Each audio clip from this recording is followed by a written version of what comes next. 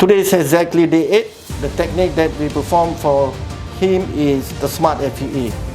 Today is a very important day, as we can see the hair that we planted according to angular direction is going this way, and this hair is going this way. This is important to get a natural hair transplant. I'm really happy with the result. Even it's just 8 days, I can see the differences and I cannot wait to see the full result. Yeah, I'm really happy with the result. Thank you, Glomac, and thank you, Dr. Jasji.